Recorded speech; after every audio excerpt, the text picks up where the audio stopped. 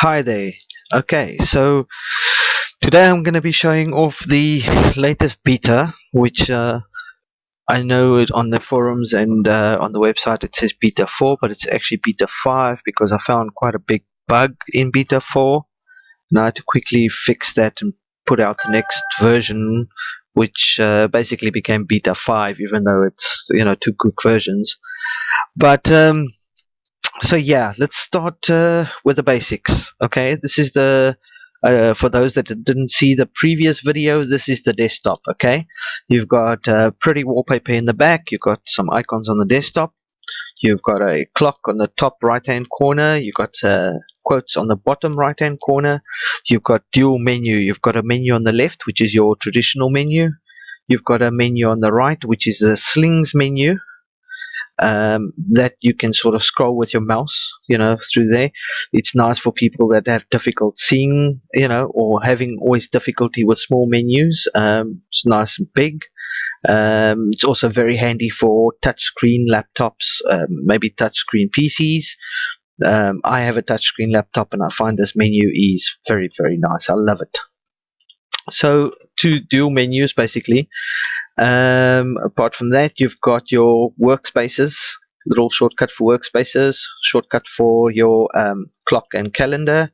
You got a little applet here for battery, update manager, which notifies you of updates. You've got your wallpaper selector, variety wallpaper selector. This will basically, where it changes your wallpaper every hour or every 2 hours. I've got it currently set to every 2 hours. So every 2 hours it'll change your wallpaper. Sometimes I tick, change wallpaper at start. That way every time you reboot your PC you get a nice wallpaper. The clock and the quotes is also controlled by variety. So if you don't want the clock or the quotes, you can just untick them here. You want to adjust them to a different part on the screen, change the way they look, whatever. You can configure all of that within variety. So these you cannot move, you cannot actually select them or move them, whatever. They are part of the variety wallpaper changer that we use to change the wallpaper on the desktop. The actual wallpapers, I've updated the wallpapers. I've got a nice little selection of wallpapers here that I've added. I mean, I love this wallpaper, by the way. Variety kicks in and changes it again. So yeah, there are a couple of really nice wallpapers in here. Variety obviously controls the wallpaper, so the moment you change it within a few seconds or half a minute or whatever, it will change it back to the default. So if you want to place just one wallpaper that you like or you prefer, you're going to have to obviously disable variety or disable the wallpaper changer within variety. Like I said, there's a nice selection of wallpapers that come with the distro, so that's always nice. I try to put in a little bit of something for everybody, so you might like some, other people might like others. You can edit and swap and change these as you want, add more wallpapers if you want, remove some if you don't. It's a nice little selection. Okay, the theme, I've updated the theme. We've got now the sort of Mediterranean mixed with, geez, I can't remember what the other theme was. I kind of blended a few themes. I don't like keeping just one thing, so I've literally blended a few themes to sort of get this effect. Can't remember the name of them all, but I know one of them was the Mediterranean night. I think was is actually the one that's most visible here. It's a very nice theme, and of course it allows for shortcuts in the bottom. Show tree view, show places. It's just a click away. You can hide the sidebar, just click again and the sidebar's back, so those are very handy. You can zoom here simply by pulling the slider, adjust zoom level. You can go up or down. That's very nice. And then of course all the default cinnamon shortcuts on top here, search, yeah, everything else. It's a nice theme. I love it. It's not too dark, it's not too light, it's sort of like a in between, because I know in the past we've gone very dark with themes, and the previous theme that I'd actually installed, I don't know, it was nice. I actually liked it, but I did notice a couple of the buttons would show up very white, very bright, and I knew there's going to be a couple of people that are going to moan about that. So I kind of went for something sort of a little bit more in between. So it's a nice theme. Um, if you want, I've included a whole bunch of themes. I mean, there is, I didn't go overboard, but there is quite a few themes here, from dark to light. You can change pretty much, as you want. Just go crazy. There's a lot of themes, and you can always get more online. So theming's not a problem.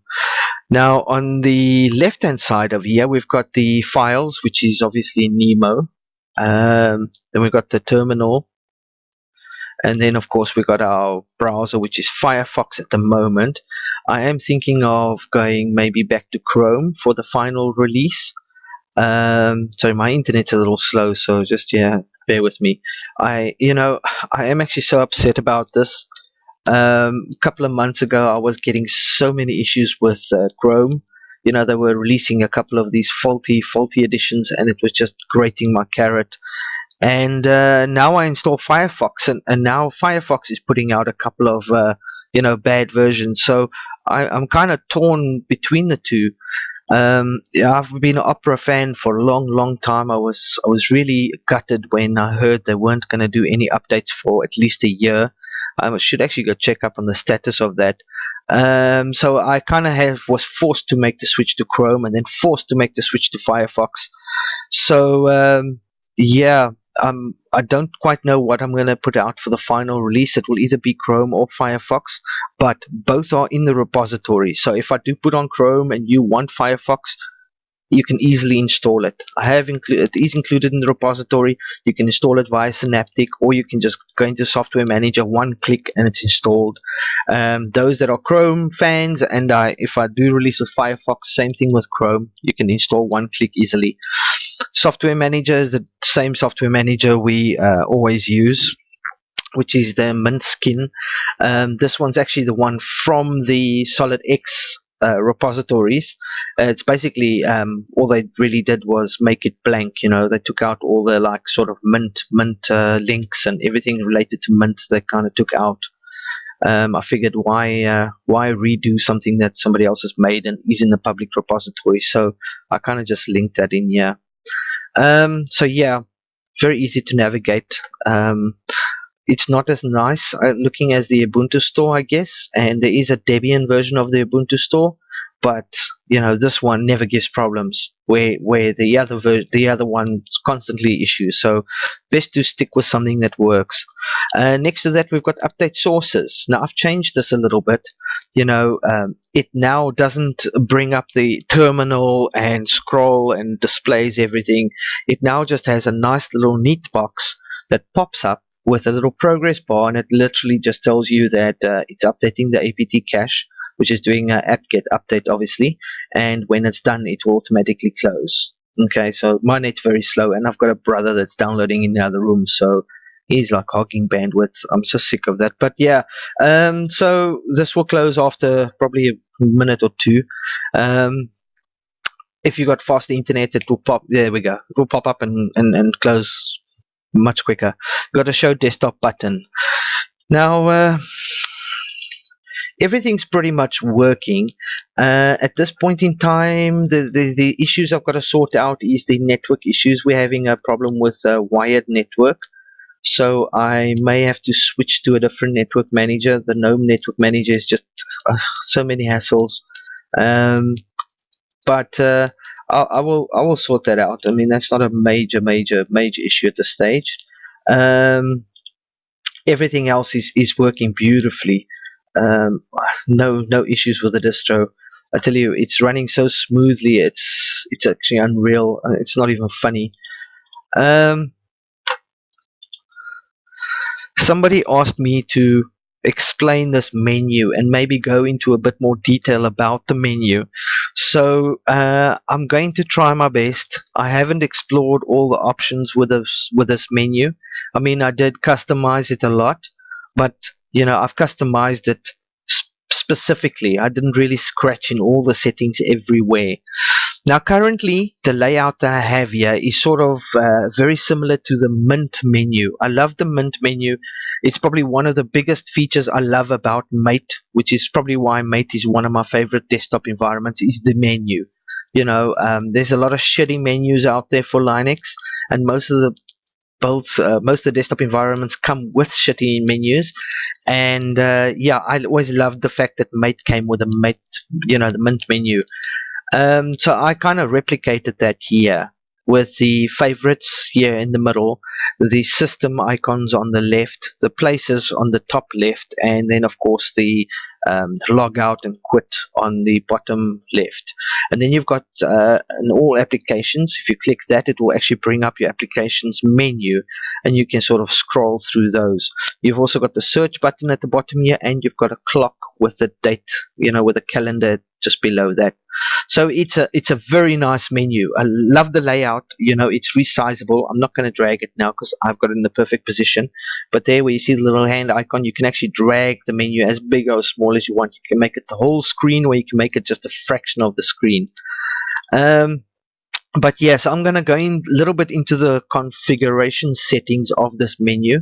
Let's just go and explore a bit. Okay, so you can initially choose the the menu layout here. You can make it look like Windows 7, accessible inverted, loose Helena, don't know that, dragon inverted, stylized.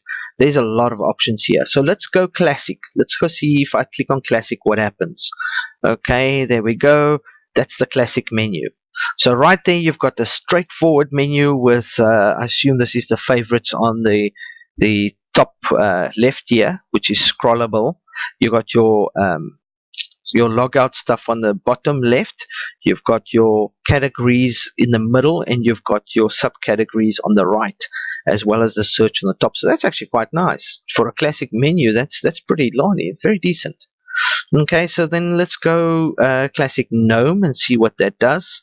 I think it's classic GNOME obviously splits it, the places, systems, favorites, and the menu into different little menus. Okay, so that's more like the GNOME 2 style. Okay, well, the people that like that will probably love that.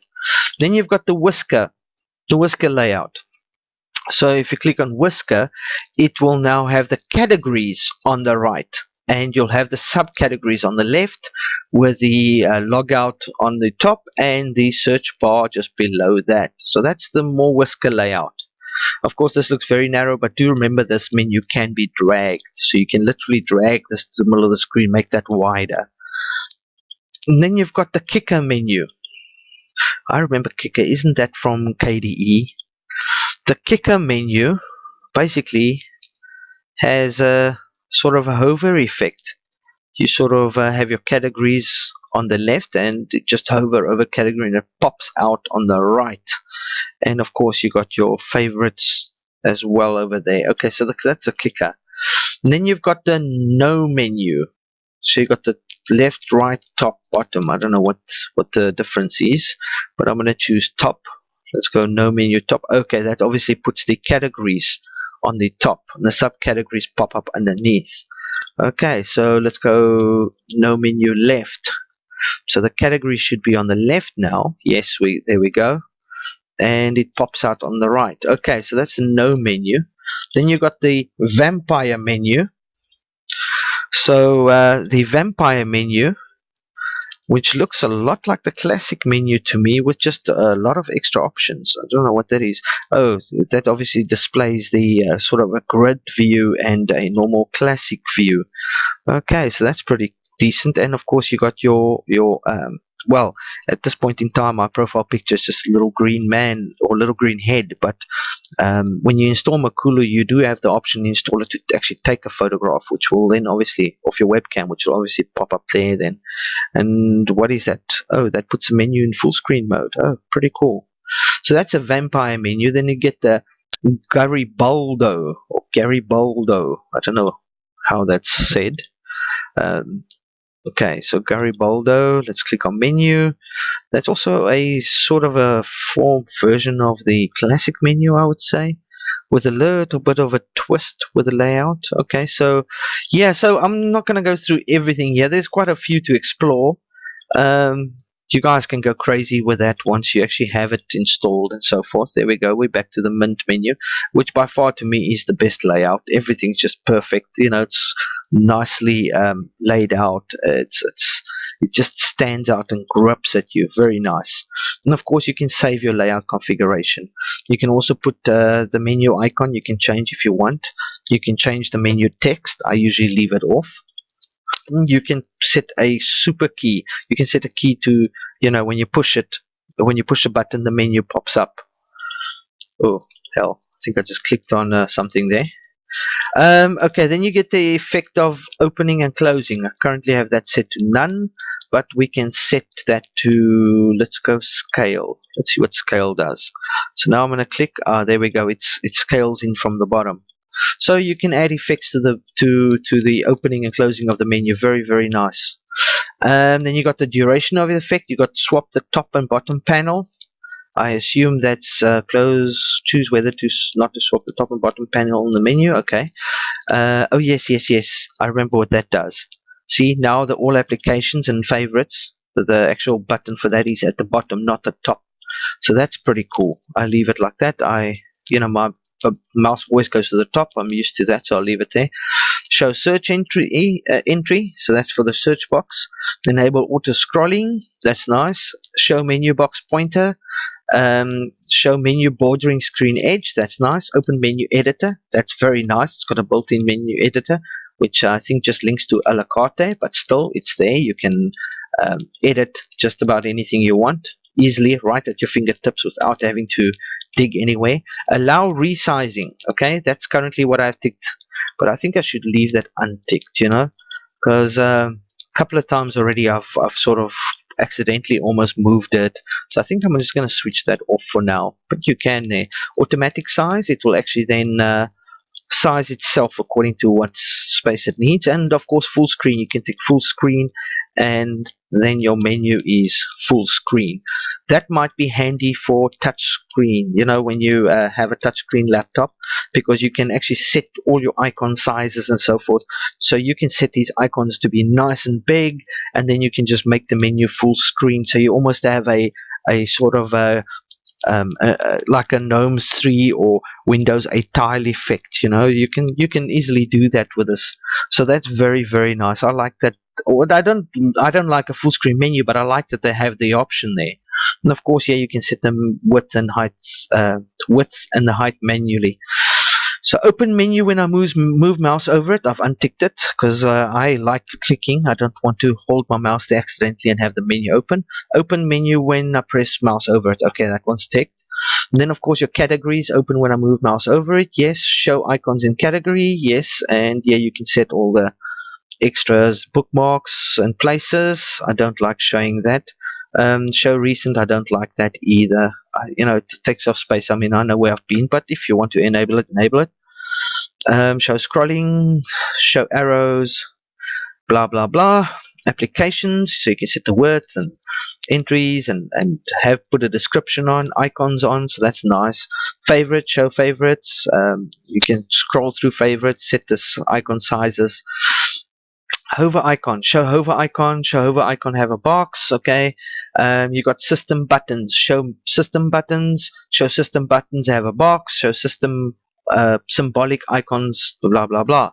Okay, now the system buttons are these three little things down here: the lock, log out, and quit. Okay, so that's considered system. Control. I think these are the control ones. That's system. Yeah, because it says system there. Okay. Anyway, so yeah, you can control all the boxes and all the stuff on the left hand side. Show separator line, I've left that unticked. Information panel, show name of the selected application. Font size of the application, show description of the selected application. Font size again. Show time and date, that's the little time and date you see here in the bottom. That's very handy, very nice.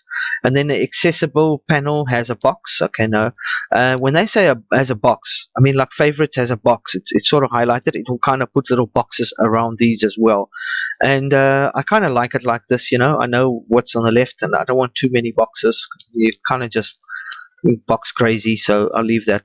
Show removable drives. So if I tick that, then removable drives will actually show up here as well in the menu. That might be handy for people that use a lot of flash drives. The no menu button layouts. Okay, so there you have layouts for that. Submenus. Align with parent. Then you got general. Enable file system path entry in search box. Enable web search. That's very handy, so you can actually search the web straight from your menu. But I didn't see the point of that. I mean, Firefox is right there. And of course, enable Cinnamon installer tool. Okay, now I've tested this. I had a lot of issues with it, which is why this is only part of the menu I had issues with, which is why I left it sort of not enabled. Was because you're supposed to actually, with that feature, you can actually search right here in the search box, and it will actually show packages that are not even installed, and you can just kind of click on them and install them right from the menu. So you don't have to open software managers, don't have to open package manager. You can kind of just search here, and if you see something, just click on it and it installs right there, which is very, very handy. But I did have issues with it, which is why I disabled it. So you're welcome to fiddle with it, but this is a third-party plugin, this menu that was designed by a guy. So until he fixes that, I mean, it's pointless me enabling the feature, and then people that don't actually know this is a third-party plugin will kind of point to us and ask us to fix it, and all that stuff. And actually, I might actually fiddle with this applet and see if I can fix it at some point in time. But that pretty much is the menu. As you can see, you can configure the crap out of it. It is probably one of the, I actually think it's the best menu I've seen in a long, long time. So yeah, very, very, very awesome. Apart from the menu, let me point out a couple of things that are new since the last video. Well, the system information, that is new. We've installed INEX. So I don't know if you know what INEX is. It's a sort of well, if you're coming from Windows, you get CPU Z and you get GPU Z. This is INEX, which gives you detailed information about the computer. Now, of course, I'm in a virtual box, so it's obviously going to show the virtual hardware here, but you can literally click on CPU info, and it will give you all the details here of the CPU. If you click CPU ID, it will actually go into great detail about your capabilities of your CPU. So this is very nice. GPU, same thing. It will give you all the details of GPU. Of course, it's picking up the GPU of the VirtualBox now, so there won't be much the VirtualBox graphics stuff. There won't be much info on that. Your motherboard, it will give you details on your motherboard, BIOS, chassis, board, and the product version, and so forth.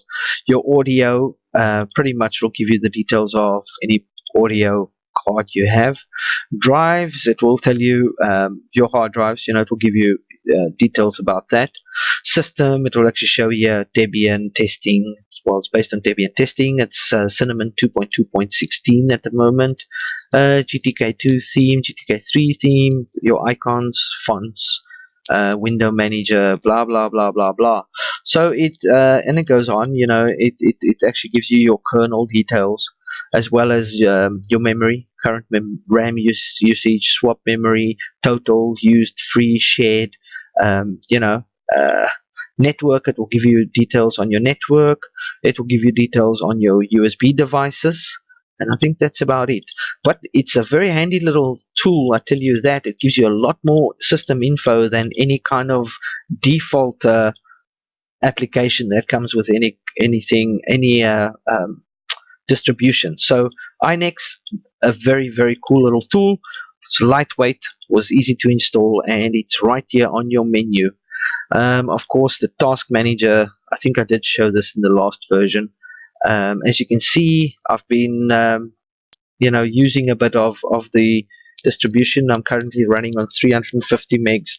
I think on boot up it's around 240 megs just idling, without clicking or doing on anything. It's around 240. Don't know what the hell this is. This must be, I think this is that from that menu. No, I think this actually might be from my video recorder. Oh well, just ignore that. So yeah, Cinnamon running very nicely. I don't have any videos or anything here that I can really show off, but as you can see, it's now getting very, very close to release. We have a couple of issues to work out. The installer, I've spent a lot of time on this installer. It is one installer, it's not two. I've only got it with two versions, the one with the GUI, the plain GUI, and the other with the GUI with the terminal. If I go actually plain GUI, it will, you'll see what I mean. It's the default installer that most of the Linux distributions out there use, except I've pretty much perfected ours. If you choose it with the terminal, it pretty much shows the exact same thing, except it allows you to run the terminal in the background so that you can kind of monitor progress. I think that's very handy, because if you install and you run into any errors during installation, with the GUI you don't get to see anything, and it's always hard to troubleshoot that. Whereas if you have the terminal running in the background and you hit any snags, you can literally just come and check in the terminal what was the last item you were doing. If you get any error messages, what's written there, and it's easy to sort of troubleshoot, or at least come to the forums on the MakuluLinux website and say, paste, look, this is the error that I was getting, why do I get it, what do I do to fix it, whatever. The installer also now has a auto partition feature. It only really works on new drives. So if you actually have an existing drive that's already partitioned and so forth, you'll have to just assign drives like you normally would. But if you install this on a brand new drive that hasn't been partitioned, or whatever the case might be, or in a virtual box that you just created so the drive is still blank, it will actually pop up a box to say new drives detected, do you want to auto partition this? And if you say yes, it will actually automatically create the partitions for you. So that's a nice little feature that you don't see every day. The terminal we use is the XFCE terminal.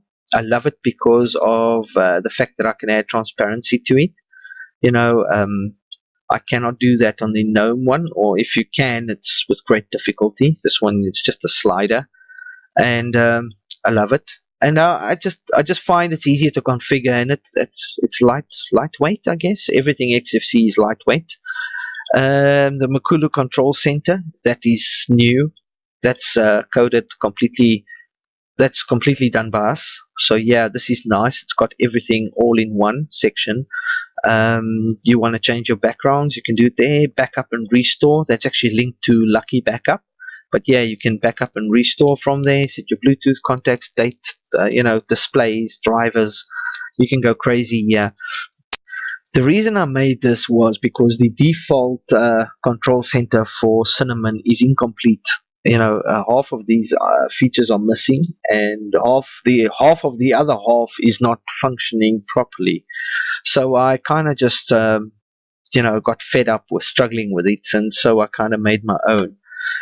So it is work in progress. Currently, I have everything that is essential that you would need is in here.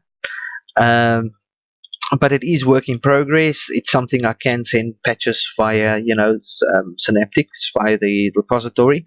So this will change over time, because I will expand on this. I'm actually thinking of, putting maybe a help section in here and sort of turning it into a control center / help center.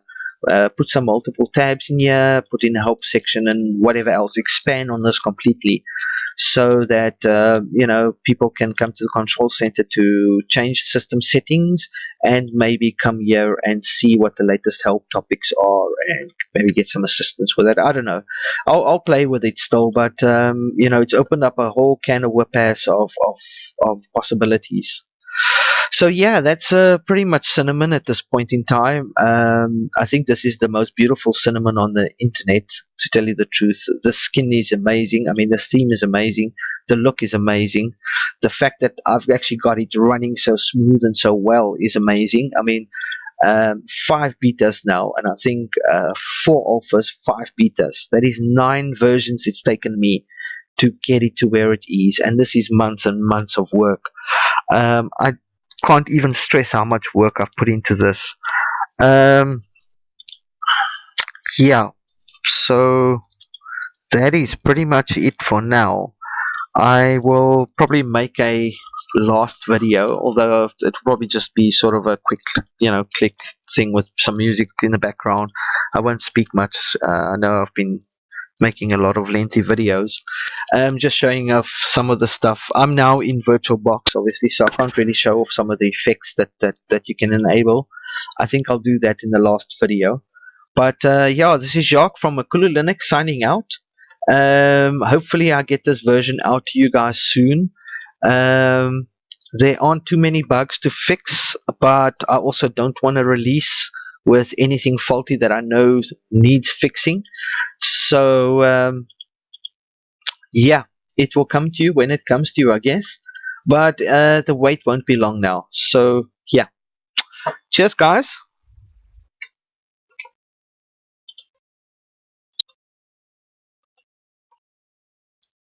Hmm.